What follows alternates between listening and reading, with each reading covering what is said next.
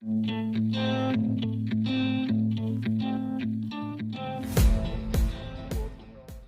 दोस्तों, आप सभी का हमारे नए वीडियो में स्वागत है। तो चलिए आज की वीडियो शुरू करते हैं। इसमें आज हम लोग जलमंडल के बारे में, जो विश्व में जल है उसका अध्ययन करेंगे। इसमें हम देख लेते हैं पहले जलमंडल का विस्तार किस रूप में है। तो संपूर्ण स्थल का 2/3 भाग जलमंडल है। इसमें महासागरों में 97.25% जल है, और इसमें हिमानी और ग्लेशियर को मिलाएंगे तो उसका जल का भाग 2.05% भाग महासागरों ग्लेशियर्स में है।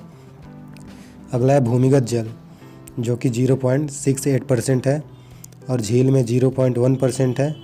मृदा नमी में 0.005% है, और वायुमंडल में 0.001%, और नदियों में सबसे कम जल है जो कि 0.00001% है। यह सबसे कम है।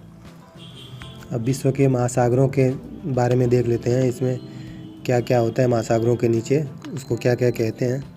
तो इसमें पहला भाग जो महासागर का होता है, इसे महाद्वीपीय मग्नतट कहते हैं। यह प्रारंभिक समय में महाद्वीप का भाग है, जो वर्तमान समय में महासागर में डूब गया है। इसी का दूसरा भाग है महाद्वीपीय मग्न ढाल। यह भी पहले उसी का भाग था। अब इसमें में अगला है तीसरा सागरीय मैदान। यह सागर का सबसे बड़ा भाग है, यही 75% फैला हुआ है। यह समुद्र का वास्तविक भाग है। इस भाग को 2 भागों में वर्गीकृत किया जाता है। पहला है फुट प्लांट और एक है फ्लाइंग पार्ट। अब महासागरीय गर्त को देख लेते हैं, जो कि ट्रेंच के रूप में होते हैं। अब महासागरों के प्रमुख ट्रेंच, इसमें प्रशांत महासागर में ट्रेंचों की संख्या 32 है, जिसमें प्रमुख ट्रेंचों को इस प्रकार देख सकते हैं कि पहला है मैरियाना ट्रेंच, जो विश्व का सबसे गहरा ट्रेंच है। दूसरा है चैलेंजर। तीसरा है बाउगुलविलिया ट्रेंच। अगला है टोंगा ट्रेंच। इसी में अगला है केरमाडेक ट्रेंच, और अगला है इजुबोनियानिन ट्रेंच। अगला है जापान ट्रेंच, और इसी में अगला है कुरिल ट्रेंच। अब इसी प्रकार अटलांटिक महासागर में 19 ट्रेंच हैं, जिसमें प्यूर्टो नरेस, रोमांसे, बुकानन आदि ये महत्वपूर्ण हैं। इसी प्रकार हिंद महासागर में 6 ट्रेंच हैं। अब देख लेते हैं कि महासागरीय जल को क्या क्या प्रभावित करते हैं, या फिर उसके तापमान को क्या क्या प्रभावित करने वाले कारक हो सकते हैं। इसमें अक्षांश होते हैं, तापमान और उसका आकार होता है, लवणता भी होती है, और प्रचलित पौने भी इसके तापमान को नियंत्रित करती हैं। अब देख लेते हैं कि लवणता के लिए कौन कौन से तत्व जिम्मेदार होते हैं। तो पहला तत्व है NaCl, जिसको सोडियम क्लोराइड भी बोलते हैं। यह सबसे अधिक 78% इसी का भागीदारी होता है। इसी में अगला है MgCl, इसकी भागीदारी 10.9% होती है। और इसी में MgSO4 होता है 4.7%, और अगला है CaSO4, यह भी 3.6% होता है। अब देख लेते हैं कि लवणता का प्रतिशत, जो विश्व में झीलें हैं या सागर हैं, उनमें सबसे अधिक कहाँ पे लवणता पाई जाती है। तो पहला झील का नाम है लेक वान झील, यह तुर्की में है, जिसकी परसेंटेज देख लें तो 330% है इसमें लवणता। अगला है मृत सागर, इसकी स्थिति जॉर्डन में है, और इसमें लवणता 238% है।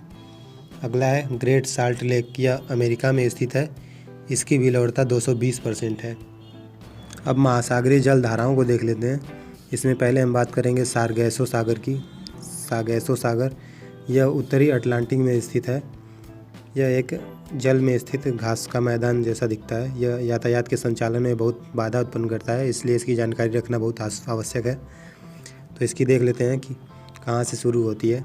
तो यह उत्तरी भूमध्य रेखीय पेटी से इसकी धाराएं शुरू होती हैं, और गल्फ स्ट्रीम के सहारे आगे बढ़ते हुए उत्तरी अटलांटिक की धारा के नाम से जानी जाती हैं, और यह अंततः कनारी होते हुए वृत्त को पूरा करती हैं, और इस प्रकार उत्तरी अटलांटिक महासागर में सारगैसो सागर का निर्माण होता है।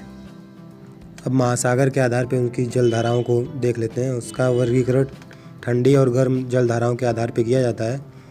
इसमें प्रशांत महासागर की जलधाराओं को देख लेते हैं पहले। इसमें पहली धारा है उत्तरी प्रशांत जल धारा, और यही इसी का विकास भूमध्य रेखीय धारा से होता है। यही फिर आगे बढ़ के क्यूरेसियो की धारा कहलाती है, और फिर यही अलास्का की, कैलिफोर्निया की और ओहेसियो की धारा के रूप में आगे बढ़ती है। इसमें कैलिफोर्निया की धारा ही दक्षिणी विस्तार को इसके पूरा करती है।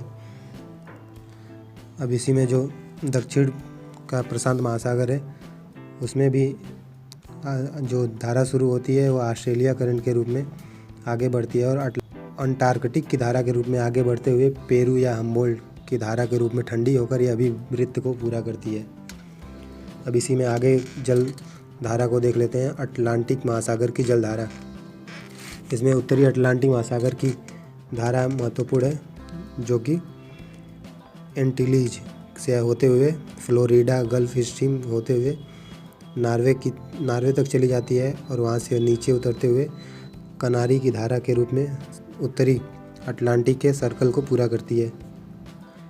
इसी में दक्षिण अटलांटिक की धारा में देख लेते हैं, ब्राज़ील की धारा है जो गर्म है, वही नीचे फिर आके फाकलैंड से होती हुई क्या बोलते हैं कि ठंडी होकर आगे बढ़ती है, और वेनेजुएला के रूप में यह भी सर्किल को पूरा करती है।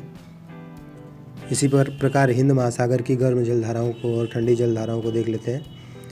इसी प्रकार हिंद महासागर में दक्षिणी भाग में यही सर्कल इसका बनता है, जिसमें अगुलहास और वेस्टर्न ऑस्ट्रेलिया ही करंट महत्वपूर्ण है।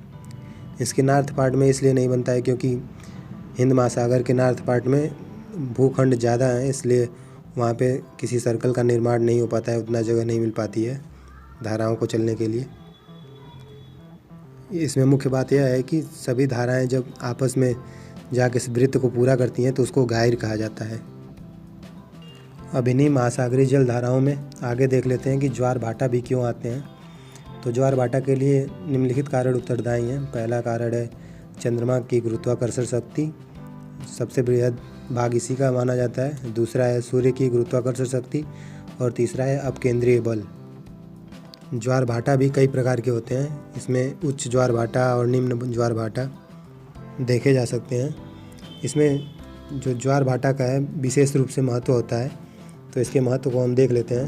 पहला है मत्स्य उद्योग में इसका महत्व होता है, और दूसरा है बिजली उद्योग में इसकी महत्वपूर्ण भूमिका होती है। तो आज की वीडियो में बस इतना ही, मिलते हैं किसी नेक्स्ट वीडियो में, तब तक के लिए बाय बाय।